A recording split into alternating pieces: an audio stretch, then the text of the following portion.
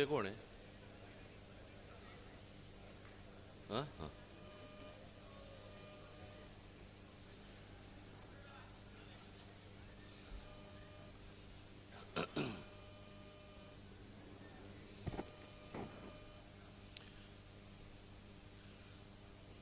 माझ्या जमलेल्या सर्व माझ्या सहकारी बांधवांनो आणि भगिनींनो,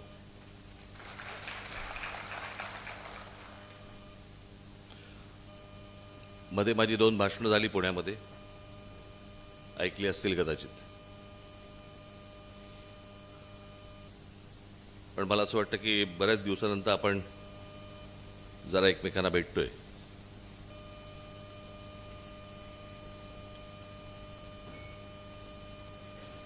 निवडणुकांमध्ये काय झालं, काय झालं, कशामुळे झालं, याच्यावरती काम चालू होतं. तंगड्यावर करून पडलं नव्हतं.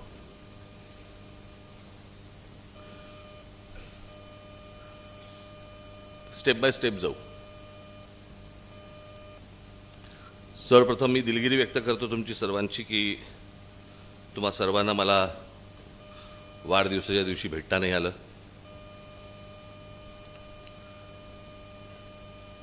माझी इच्छा होती, तुमची इच्छा असते, पण ते जरा कठीण होऊन बसतं. आता कुठून आल्या रे माश्या एवढ्या? हा काय काय हो नाही, इथून तिथून गेला चला, बोलताना आत गेली तर प्रॉब्लेम.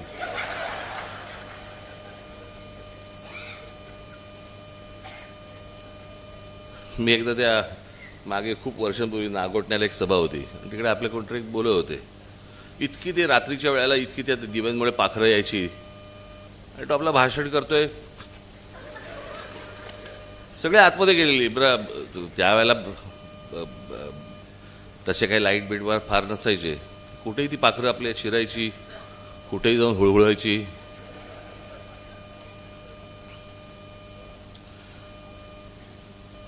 ते होतं असं की ते वाढदिवसाला तुम्ही सगळेजण येता, प्रेमाने येता, भेटायची सर्वांची इच्छा असते, माझीही असते. पण ते हल्ली काय झालं, मी ते मागे बोललो होतो ना, ते मोबाईल फोन बंद करा ना आता. मी प्रत्यक्ष उभा आहे तरी मोबाईल बंद बघतायत मला.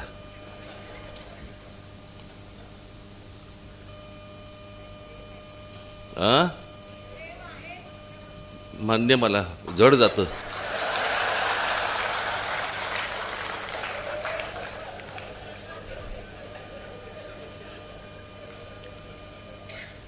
आणि मग ते काय होतं, इतके सगळेजण लोक येत असतात, मग एक तासाभरानंतर मग ते सगळं इरिटेशन सुरू होतं. यावेळेला खरं तर मी तुम्हाला असं वाटलं असेल की बाबा बाहेर जाऊ सांगून मी घरीच होतो. घरी नव्हतो, म्हणजे घरी होतो, पण बाहेर जायचं होतं. आईने सांगितलं की नको, घरीच थांबू आपण, बाहेर जाऊया नको. मग घरी थांबलो. मग काही जण आले तरी पण. मग माझी आता आल्यावरती काय सांगू, पत्र वाचलं नाहीस का? पण ते घरच्या घरीच सगळं होतं, त्याच्यामुळे ते होऊ शकलं नाही. पुढल्या वर्षी निश्चित बाहेरगावी जाईन, काळजी नसावी.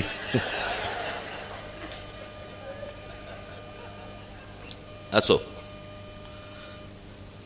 आज तुम्हाला इथे अभिजित येऊन त्यांनी आपल्याला SIR बद्दल अनेक गोष्टींची माहिती दिली. आजचा खास करून हा मेळावा मी तेवढ्यासाठीच आज बोलवला की SIR या गोष्टीकडे दुर्लक्ष करू नका.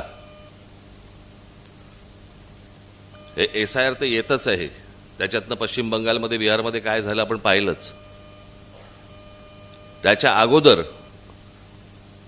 आपल्यापैकी अनेकांचं आणि आपल्यापैकी आपल्याकडे असलेल्या अनेक इतर राजकीय पक्षांच्या देखील अनेकांचं या मतदार याद्यांवरती लक्ष नसल्यामुळे काय काय गोंधळ होऊ शकतात.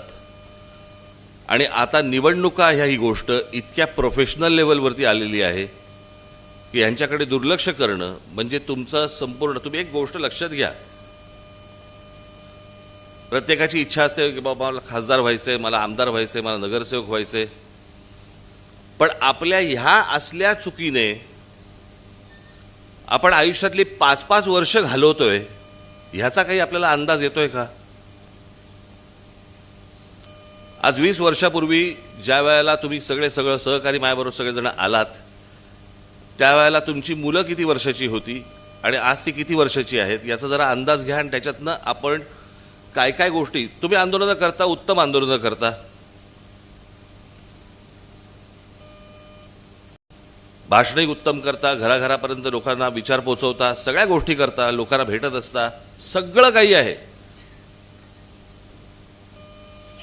पण ही सगळी गोष्ट करत असताना निवडणूक ही एक प्रक्रिया आहे आणि त्याच्यामध्ये गेल्या 2-4 वर्षामध्ये ज्या प्रकारच्या निवडणुकांचं समीकरण मानलं जात आहे देशभरामध्ये, त्याचा विचार तुम्ही निश्चित करणं गरजेचं आहे. अन्यथा फक्त आंदोलनं करत राहू आपण.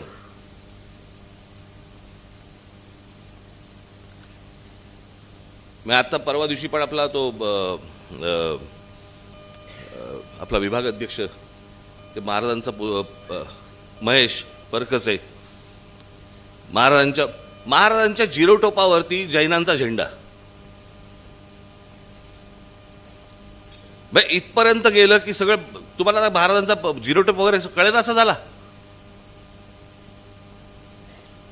पण ह्या सगळ्या गोष्टी काही जाणून बुजून सुरू आहेत का? की निवडणूक प्रक्रियेकडे तुमचं संपूर्ण दुर्लक्ष होऊन फक्त तुम्हाला आंदोलनामध्ये गुंतवून ठेवण्याचं काम सुरू आहे का? मला असं वाटतं हे पण तुम्ही तपासणं गरजेचं आहे, आवश्यक आहे.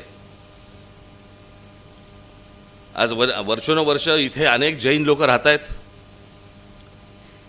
प्रत्येक धर्माबद्दल आम्हाला आदर आहे. त्यांचे मुनी जे काही उत्तम काम करत असतील त्याही बद्दल आदर आहे. पण काही जण जे आहेत त्यांच्यातले काही मुनी हे भारतीय जनता पक्षाच्या गच्छपी लागलेत आणि गच्छपी लागून तिथे ते राजकारण करण्याचा प्रयत्न करतायत, ज्याच्यामध्ये तुम्हाला अडकवून ठेवतायत. तो एक जण कोणतरी आहे, तो त्याला मुनी पण म्हणत नाहीत. कोणतरी एक जण आहे त्याला मुनी पण म्हणत नाहीत. एक कुरळ्या केसाची इथे दाढी बिडी काहीतरी घेऊन फिरतो, त्याला इथे कुरळे केस आलेत.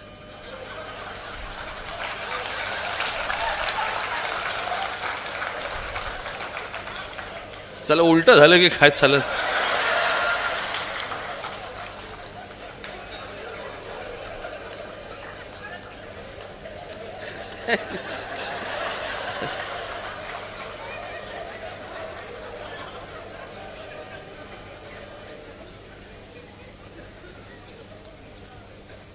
आम्ही हातात बांगड्याने भरल्या. मराठी माणसाचं मनगट पाहिलंय का कधी?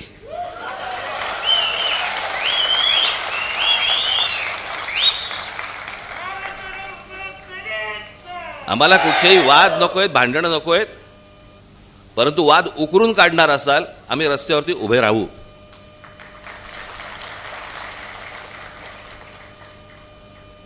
मला त्यातले काही जण भेटायला येणार आहेत मला, त्याला मी त्यांच्याशी बोलीनच. कसले पांढरे पट्टे मारताय, कशासाठी मारताय, कुठून आलंय नवीन? अनेक मुनी यांचे रस्त्यावरती फिरत असतात, हायवेवरती फिरत असतात, सगळीकडे जात असतात. तेव्हा नाही पांढरे पट्टे लागत तुम्हाला? सोसायट्यांमध्ये सांगताय, अस्तित्व दाखवताय.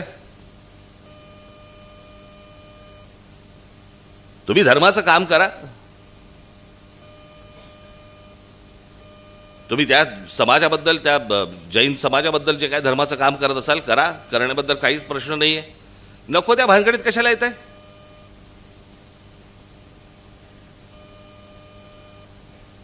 मध्यंतरी तो कबुतराचा विषय काढला होता, आता हा पांढरा पट्ट्यांचा विषय. आणि हे राजकीय पक्षांच्या नादी लागून करतायत. सगळा जैन समाज असा नाहीये, पण हे जाणून बुजून. आणि मला तुम्हाला हेच सांगायचं आहे की या सगळ्या याच्यामध्ये तुम्ही सगळे उतरता, आपलं डोकं फिरतं आणि त्याच्यामध्ये तुम्हाला या एका विषयांमध्ये, अशा गोष्टींमध्ये तुम्हाला गुंतवून ठेवायचं ज्याच्यामध्ये भावनिक सगळे विषय काढायचे आणि ह्यांचं काम हे वेगळ्या तऱ्हेने चालू असतं. तुम्हाला इकडे बघायला लावतात आणि ह्यांचं काम इकडे चालू असतं. ही गोष्ट तुम्ही लक्षात घेतली पाहिजे, गांभीर्याने लक्षात घेतली पाहिजेत.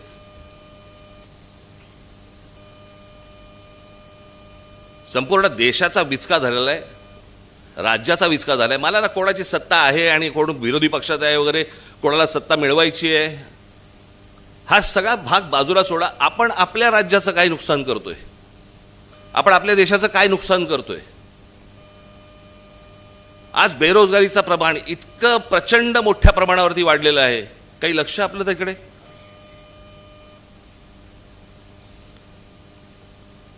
आज अजून पाऊस पडलेला नाहीये.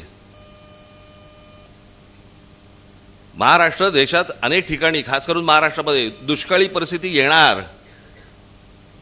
आणि आमच्याकडे काय चाललंय, खासदार फोडणं, आमदार फोडणं, नगरसेवक फोडणं. आमची सत्ता कशी टिकेल, वाटेल तेवढे पैसे आम्ही द्यायला तयार आहोत. माणसं विकली जात आहेत. मला असं वाटतं राजकीय पक्षाच्या कार्यकर्त्यांनी या गोष्टींचा विचार करायला नाही पाहिजे, जनतेने करायला पाहिजे, लोकांनी करायला पाहिजे. की ज्यांना निवडून आणण्यासाठी तुम्ही 4-4, 5-5 तास, 2-2 तास तिथे उन्हामध्ये त्या रांगेत उभे राहिलात, तो माणूस 50-100 कोटीसाठी म्हणून विकले जातात. त्यांना पुन्हा तुम्ही परत उभे करणार का? आत्ताही जर समजा ते परत आले तर तुमची प्रतिक्रिया काय असणार त्याच्यावरती?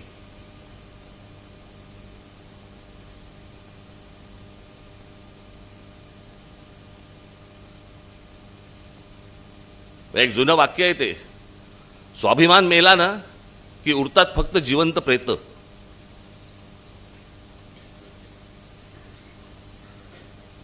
आणि हे ज्या प्रकारचं राजकारण आता महाराष्ट्रामध्ये, देशामध्ये जे सुरू आहे, भविष्यातल्या येणाऱ्या पिढ्यांना आम्ही काय सांगणार आहोत? आम्ही विकले गेलो म्हणून तुमच्यासमोर ही परिस्थिती आली. माझ्याकडे आता एक आकडा आहे, ते खास करून तुमच्यासाठी आणलाय. देशात आत्महत्यांचं प्रमाण किती वाढलंय त्याचा हा आकडा इंडियन एक्सप्रेसचा रिपोर्ट आहे. काश्मीरमध्ये 16 लोकांनी आत्महत्या केल्या. मग अजून कुठेतरी जम्मूमध्ये, इथे तिथे सगळीकडे आलेत. प्रत्येक राज्याच्या दिलेल्या आहेत. कुठे 11, कुठे 42, कुठे 106 आत्महत्या. मिझोराम या भागामध्ये. त्याच्यानंतर 615. त्याच्यानंतर तुमच्या गुजरातमध्ये, मध्य प्रदेशमध्ये 15,000. गुजरातमध्ये 8,000. सर्वात जास्ती कुठे आहेत? 22,174.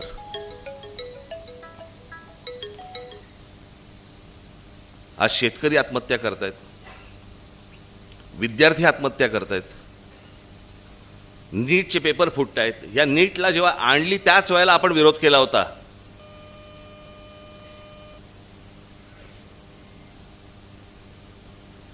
आज लहान मुलं पळवण्याचा प्रकार वाढलेले आहेत. खासदार आमदार जसे पळवले जातात तशी लहान मुलं पळवली जातात. मुली पळवल्या जात आहेत, त्याचे व्यापार होत आहेत, त्यांना परदेशी पाठवलं जातंय, काही जणींना वेश्या व्यवसायाला पाठवलं जातंय. एवढे सगळे प्रश्न आज आपासून देशासमोर उभे असताना आमच्याकडे काय चालू आहे? आमची सत्ता टिकावी म्हणून आम्ही करोडो रुपये टाकायला तयार आहोत. आम्हाला खासदार फोडायचेत, आमदार फोडायचेत, नगरसेवक फोडायचेत. तुमच्या मताला किंमत काय? 0. कोण तुम्ही, कोण नाही. रांगेत उभं राहा, मेंढरासारखे मतदान करा, मोकळे व्हा. आज हे भारतीय जनता पक्षाकडनं सुरू आहे, उद्या दुसऱ्या पक्षांकडनं सुरू होईल. काही दुसऱ्या इतर पक्षांकडनं ह्याच्या अगोदर पण झालेलं आहे. याला निवडणूक म्हणणार? मी काल आम्ही बसलो असताना मी म्हटलं बरं झालं चला आपले खासदार निवडून आले.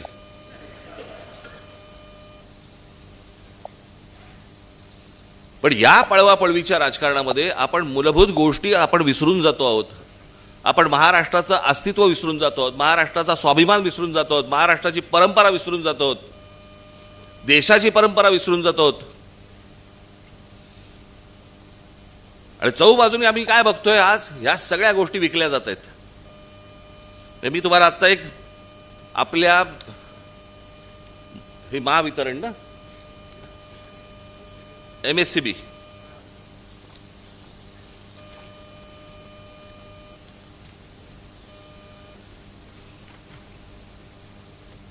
MSCDCL, महाराष्ट्र स्टेट इलेक्ट्रिक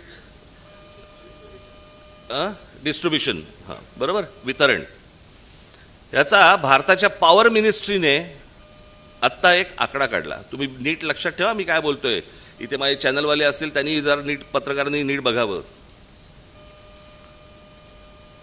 हा माझ्याकडे आत्ता रिपोर्ट आलाय. या भारताच्या पॉवर मिनिस्ट्रीने जाहीर केलेला रिपोर्ट आहे MSCDCLची.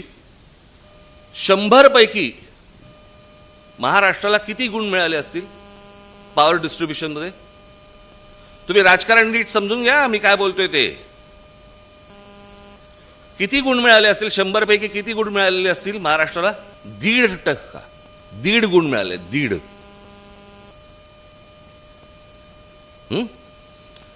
या 1.5चा अर्थ कळतोय तुम्हाला? यांचा आता IPO येतोय. MSCDCLचा आता IPO येतोय, म्हणजे लोकांकडनं पैसे घेण्यासाठी. ज्याला 1.5 मार्क आहे त्याच्यात कोण गुंतवणूक करणार मला जरा सांगा. कोण येणार गुंतवणूक करायला?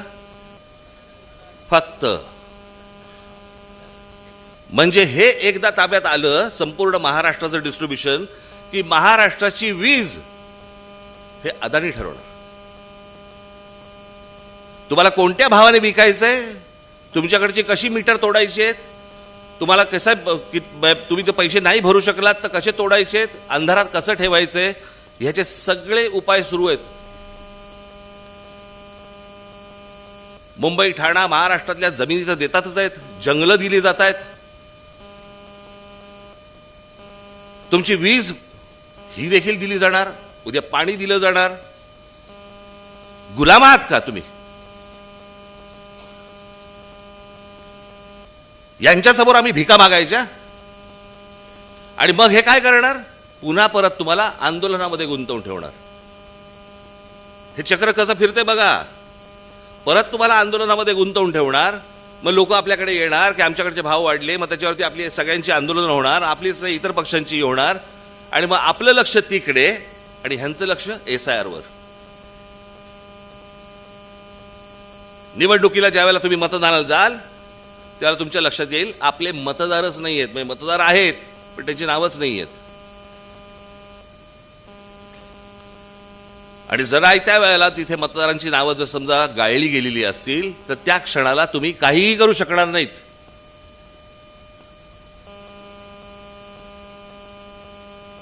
मला जे कळलं त्याप्रमाणे आता काहीतरी ममता बॅनर्जींची जवळपास 27 लाख मतं काढली गेली. 27 लाख.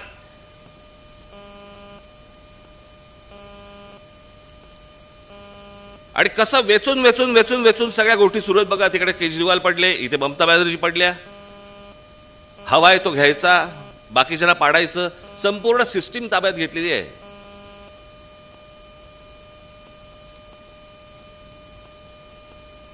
मला कोण सत्तेवर आहे ना ह्याच्या मला फरक पडत नाहीये. सत्तेवर बसून तुम्ही काय करताय ना याचा मला जास्ती फरक पडतो. आपण काय धोरणं आणतो आहोत आणि त्या धोरणांमधनं आपण भविष्यातले काय पायंडे पाडून ठेवतो आहोत. उद्या दुसरे सत्तेवरती येतील, ते याहून काहीतरी अघोरी करतील आणि त्यावेळेला आत्ता जे सत्तेतले आहेत ते ज्यावेळेला बोंबा मारतील त्यावेळेला ते सांगतील तुम्ही काय केलं होतं, तुम्ही हेच केलं होतं ना म्हणून आम्ही हे केलं. आपण राज्यात काय पायंडे पाडतोय, देशात काय पायंडे पाडतोय याचं कोणाला भानच उरलेलं नाहीये. तुम्हाला आठवत असेल ती ज्यावेळेला महिला ती ह्याची योजना आणली, काय बहीण, लाडकी बहीणची योजना आणली, मी तेव्हाच सांगत होतो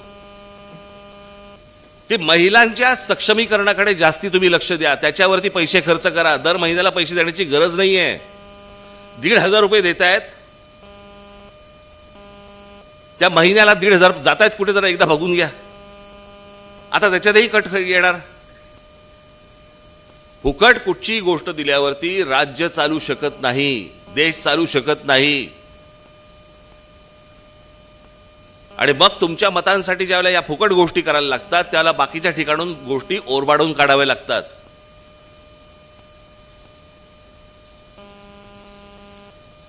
तुमच्याकडे तुम्हाला 1 रुपया द्यायचा आणि तुमच्याकडनं 10 रुपये ओरबाडून काढायचे, 100 रुपये ओरबाडून काढायचे. आपण हे कधीतरी गणित मांडणार आहोत की नाही, बघणार आहोत की नाही? मगाशी म्हटलं त्याप्रमाणे कोण सत्तेत आहे ह्याच्याशी मला मतलब नाही. आपण काय देशाचं वाटोळं करतोय, आपण भविष्यातल्या येणाऱ्या पिढ्यांचं काय नुकसान करतो, आपल्याला हे जर समजत नसेल, काय चाटायच्या त्या निवडणुका हो? आणि जर समजा तुम्हाला चांगलं काम करायचं असेल, तुम्हाला नगरसेवक होऊन, आमदार होऊन, खासदार होऊन जर समजा तुम्हाला चांगलं काम करायचं असेल, तर आता ते अभिजित यांनी सांगितल्याप्रमाणे तो तिथे जाण्याचा सत्तेचा मार्ग हा मतदार यादीतनच जातो. खरा मतदार कोण आहे, खोटा मतदार कोण आहे, खोट्या मतदारांवरती तुम्ही ऑब्जेक्शन घेतली पाहिजेत, याच्यासाठी तुम्ही फिरलं पाहिजेत, बघितलं पाहिजेत. आज महाराष्ट्रामध्ये आपले सगळे अनेक आपले महाराष्ट्र सैनिक आहेत, अनेक हितचिंतक आहेत. मला त्यांची साथ हवी आहे.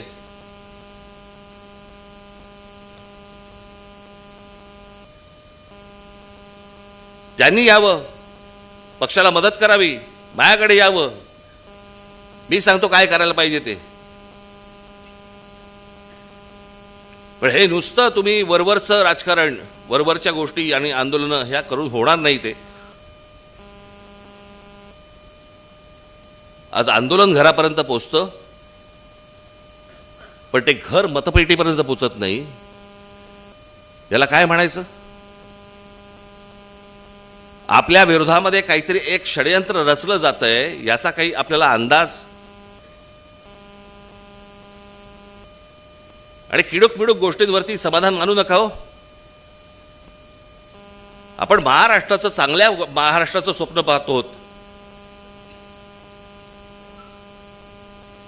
मी माझ्या पहिल्या भाषणामध्ये मी सांगितलं होतं, जगाला हेवा वाटावा असा महाराष्ट्र माझ्या हातून घडावा ही माझी इच्छा आहे. पण ते करताना हातामध्ये सत्ता नको का? आणि 20 वर्षापूर्वीचं राजकारण आणि आत्ताचं राजकारण जमीन आसमानाचा फरक आहे, जमीन आसमानाचा. मला कळत नाही आता ते काय ते घर नोंदणीचा कार्यक्रम झाला ना, आता काय घर जनगणना नाही, जनगणना आता 30 तारखेपासून सुरू होते, जूनच्या. काय घरगणना झाली आता. हे करताना त्या अधिकाऱ्यांबरोबर भारतीय जनता पक्षाचे लोक होते. कोण जात आहेत, कोणाच्या घरी जात आहेत, काय तपासतायत, काय बघतायत, तुम्हाला नको कळायला? आणि गप्पा मारता मारता, बोलता बोलता त्यांना अंदाज येतो की हा आपला मतदार नाहीये, नोंद करून ठेवतात. आणि ज्या वेळेला हे कापले जातील त्याच्यानंतर तुमच्याकडे दुसरा मार्ग नसेल. आज जनगणना ही 30 तारखेला सुरू होते. पक्षातल्या माझ्या माता भगिनींना, माझ्या सर्व बांधवांना माझी विनंती आहे, माझ्या सर्व महाराष्ट्र सैनिकांना विनंती आहे, डोळ्यात तेल घालून लक्ष ठेवा याच्यावरती. आता असे जाऊ नका, अरे अजून 3 वर्ष आहेत निवडणुकीला. 3 वर्ष नाही, 3 वर्षात काय गायब होईल तुमच्या खालून तुम्हाला अंदाज पण नाही येणार, कळणार पण नाही तुम्हाला.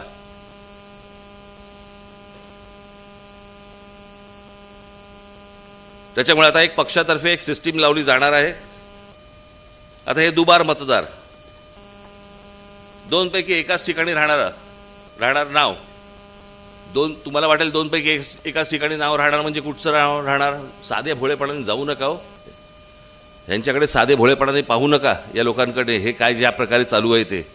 आपण काय विचार करतो, अरे नाही हा मुलगा परभणीचा आहे, तो आता सध्या राहतो पुण्यामध्ये, मग त्याचा 2 जो युपीत राहतोय त्याचं काय करणार, जो बिहारमध्ये राहतोय त्याचं काय करणार, जो छत्तीसगडमध्ये राहतोय त्याचं काय करणार, जो झारखंडमध्ये राहतोय त्याचं काय करणार, जो गुजरातमध्ये राहतोय त्याचं काय करणार. एका वेळेला तर आपल्याकडे निवडणुका होत नाहीत. मग ते इथे मतदान करतात आणि मग गाड्या भरभरून तिकडे जातात, तिकडेही मतदान करतात. या सर्व गोष्टींवरती तुमचं लक्ष पाहिजे. हा खेळ कसा चालाखीने खेळला जातोय, समोरचे कसे खेळतायत, याचं भान आपल्याला जर नसेल तर निवडणुका लढवण्यात काहीही अर्थ नाही. तुम्हाला आठवत असेल ना, 2018 साली मी बोललो होतो, आठवतं ना?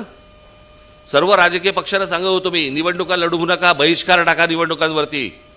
हे ज्या प्रकारचं राजकारण आता सुरू आहे, ज्या प्रकारची निवडणूक प्रक्रिया सुरू आहे, हाताला काही लागणार नाही. आणि जरा थोडं बहुत जरी हाताला लागलं, हे नंतर काढून घेतील. अर्थात सत्तेचा अमरपट्टा कोणीच घेऊन आलेला नसतो. प्रत्येकाला सत्तेपासून दूर व्हावंच लागतं, हेही होतीलच. हे तुमच्या टाळ्यांसाठी नाही बोललो, हे सत्य आहे. ज्यांनी 60 वर्ष राज्य केले या देशावरती, त्या काँग्रेसची परिस्थिती बघा काय आहे.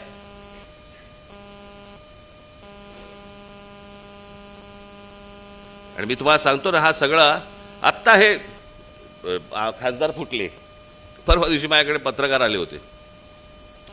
त्यांना मी 1 मार्काचा प्रश्न, मी म्हटलं माझा 1 मार्काचा प्रश्न आहे, मला 1 मार्काचं उत्तर द्या. मला म्हणले काय? म्हटलं केंद्रात सत्ता कोणाची? ते बोलले भारतीय जनता पक्षाची. म्हटलं राज्यात सत्ता कोणाची? ते बोलले भारतीय जनता पक्षाची. म्हटलं मग शिवसेनेचे 6 खासदार हे भारतीय जनता पक्षामध्ये न जाता शिंदेंकडे का गेले?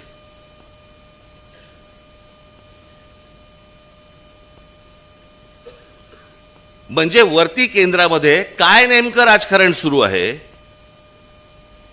आणि 2029ची ही अमित शहा स्वतःची तयारी करतायत. आणि त्याच्यामुळे भाजपमध्ये तर असतील, जर विरोध करणारे असतील तर बाकीचे जे सगळे गट आहेत ते बरोबर असलेले बरे, याच्यासाठीची. नाही तर 6 भाजपमध्ये जाऊ शकले असते. सोपं आहे ना. हे नेमकं काय घडतंय मी तुम्हाला सांगतो. ज्याला आपण अंतर्गत, ज्याला म्हणतो ना, एक वाद, ज्वालामुखी, त्रास, असा जो गोंधळ सगळा जो आहे ना, हा या देशापेक्षा भारतीय जनता पक्षात जास्ती आहे.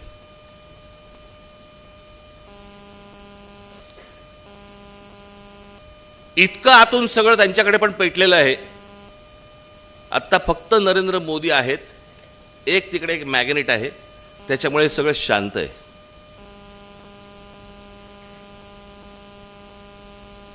पण काही जण म्हणतात वर्षभरात काही गोंधळ निर्माण होतील, केंद्रातही होतील, देशभरातही होतील, बघू.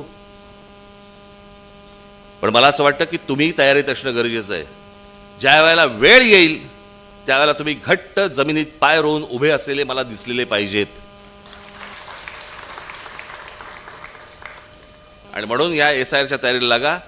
हे आता प्रत्येक शाखांमधनं ह्या सगळ्या गोष्टी सुरू होतील पुढच्या काही दिवसांमध्ये. आणि त्याच्यामधनं तुम्हाला सगळी मांडणी दिली जाईल.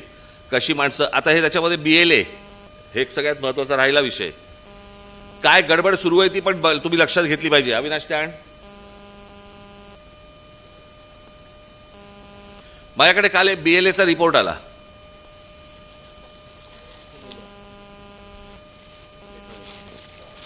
BLAचा रिपोर्ट आला माझ्याकडे. तो दिला होता तुला रिपोर्ट? हा,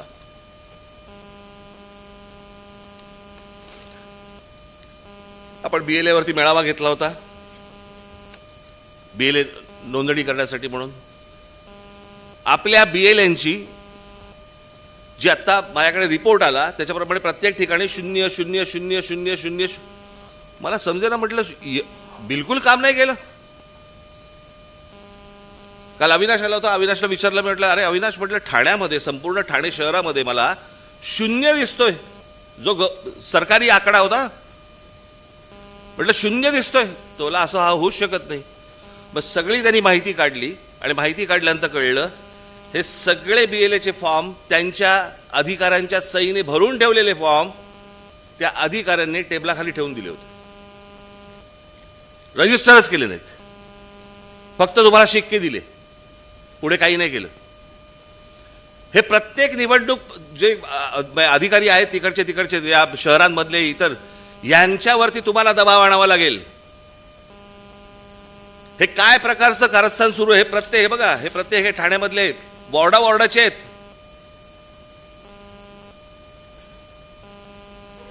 म्हणजे आता इथे हा कुठचा तू दिला होतास, ओवळा माजिवडा, बरोबर ना?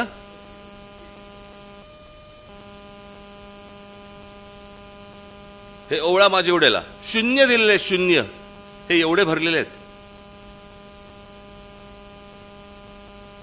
म्हणजे हे तुम्हाला काम करू देणार नाहीत. आणि तुम्ही जर समजा BLA म्हणून रजिस्टर झाले नाहीत तर हे तुम्हाला SIRच्या यादीमध्ये काम करू देणार नाहीत. त्याच्यामुळे तुम्ही ही गोष्ट किती गांभीर्याने घेतली पाहिजे. आज इतके BLA आपण सगळे नोंदण्या केल्या सगळ्यांच्या, कुठे आहेत ते? मी तुम्हाला वारंवार सांगतो, ज्या प्रकारचं कारस्थान हे सगळं शासकीय यंत्रणा वापरून जे केलं जातंय हे तुम्हाला उधळून लावलं पाहिजे, तर निवडणुकीत यश मिळेल, अन्यथा नाही. त्याच्यामुळे तुम्ही ही SIRची गोष्ट आणि ही BLAची गोष्ट अत्यंत गांभीर्याने घ्यावी. तात्काळ आपल्याला हे सगळे BLA आत्ता जे आहेत त्यांना एकत्र करणं गरजेचं आहे, त्यांची नोंदणी करणं गरजेचं आहे, त्या अधिकाऱ्यांच्या डोक्यावर बसून ते सगळ्या गोष्टी रजिस्टर करणं गरजेचं आहे आणि त्याच्या पुढे त्यांना कामाला लावायचं आहे. काम कशा प्रकारचं करायचं आहे हे तुम्हाला आठवड्याभरात समजेल. समजलं सगळ्यांना? धन्यवाद. पुन्हा एकदा दिलगिरी व्यक्त करतो, वाढदिवसाच्या दिवशी भेटू शकलो नाही, पुढल्या वर्षी नक्की भेटू आपण, बरं का?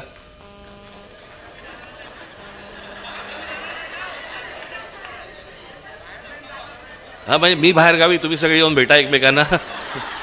भेटू. धन्यवाद. जय हिंद, जय महाराष्ट्र.